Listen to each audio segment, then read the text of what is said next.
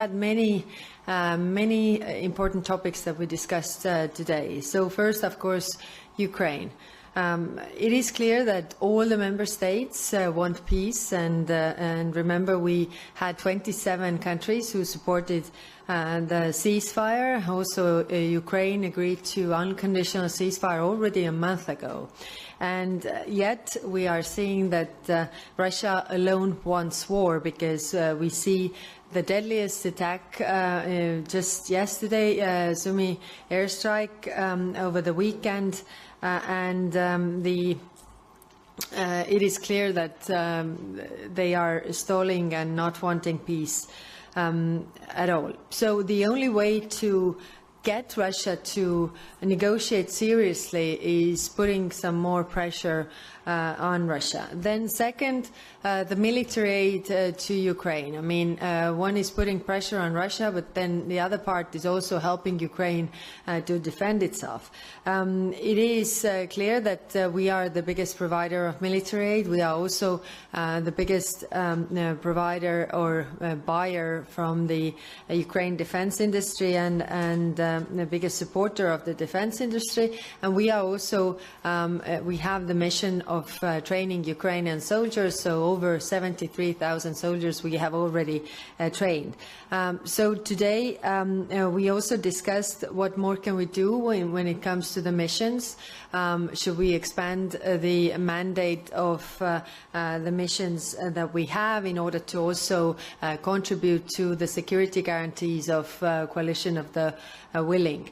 Then when it comes to the initiative of delivering 2 million rounds of ammunition to Ukraine, then I'm happy to see that we have already reached 2/3 of that target. We still don't have 100%, but we definitely need to move forward with that. So a large majority of member states agree that we need to do more. I'm also happy to see Norway contributing with 4 million euro part, so it goes beyond European Union. And when it comes to the support for this year, then already this year member states, European Union, have contributed more than 23 billion euro to Ukraine, and last year it was 20 billion. Together with the help of United States, it's altogether 40 billion for last year, so we still have room to go. Then the third, putting the pressure on Russia. It is clear that we are working on the 17th package, also Shadow Fleet and different elements there to put it together for the Foreign Affairs Council in May. Then the second big topic is Middle East, and there, of course, we discussed the situation of Gaza. We will later today have a first ever high-level political dialogue with Palestine, also discussing the future. What all the member states agree is that we support the two-state solution. We have also proposed 1.6 billion euros support for 3 years for Palestinian Authority, who should be the one providing also services to the Palestinians. When it comes to the overall situation, then it's very grave, and of course we really want the mediators to come back to the negotiation table and assume the ceasefire and release all hostages. The humanitarian aid we are giving to Gaza and Palestinians, it should not be politicized. What it means is that it has to reach the people that are in need. And Israel has the right to defend itself, but its current actions go beyond proportionate self-defense.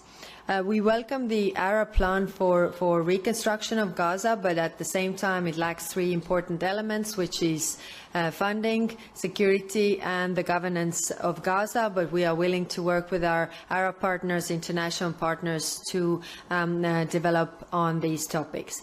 Then we had a very intense discussion on Syria. and whether to go on with the easing of the sanctions. And there it is clear that in order to reconstruct Syria, they need access to services.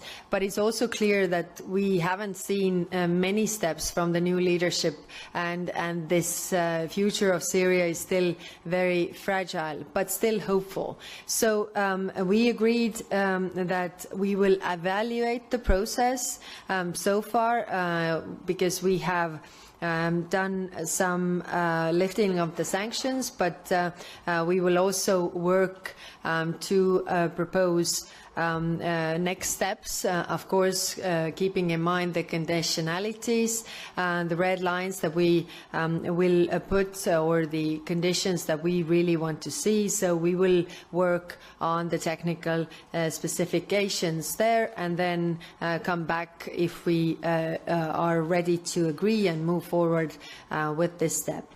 Then on Iran, we adopted sanctions for state-sponsored hostage-taking, so 9 individuals were sanctioned. And when it comes to the Iran nuclear talks in Oman, so these are a step in the right direction, because we don't want to see a nuclear weapon developed by Iran.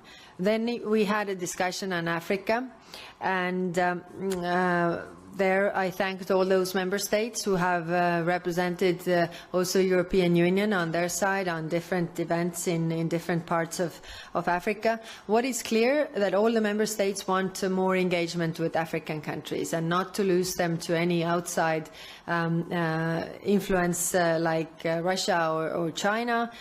We definitely have something to offer, and as we have the African Union and the European Union ministerial coming, it's the third of a kind, then we were discussing what could be the deliverables.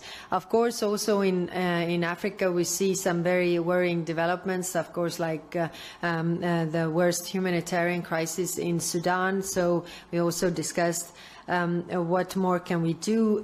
We condemn the attacks of the Zamzam refugee camp by rapid support forces, and these assaults on the most vulnerable are utterly unacceptable and must stop. We also have tomorrow in London a Sudan Aid Conference where Commissioner Labib will represent the European Union, and it's organized together with France, UK and Germany. And then last point we discussed yesterday, but also today. Yesterday we also had the Western Balkan ministers with us, and today we had very good discussions on Western Balkans. It is clear that the stability and security of the region is essential.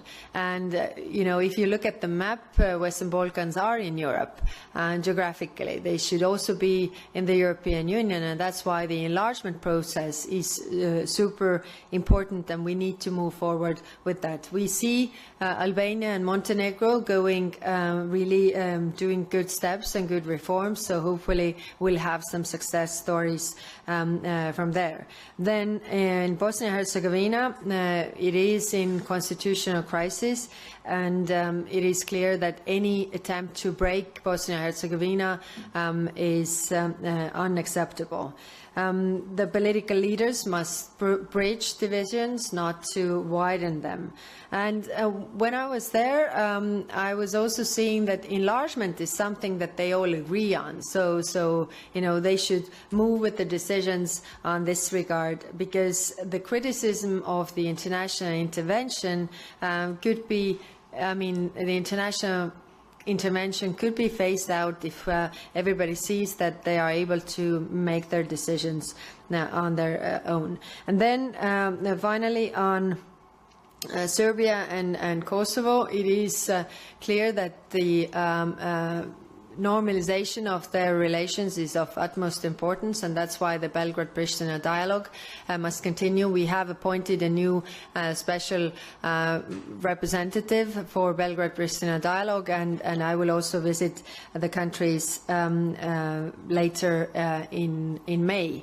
But what was also discussed and very clearly said by different member states is that any participation in the 9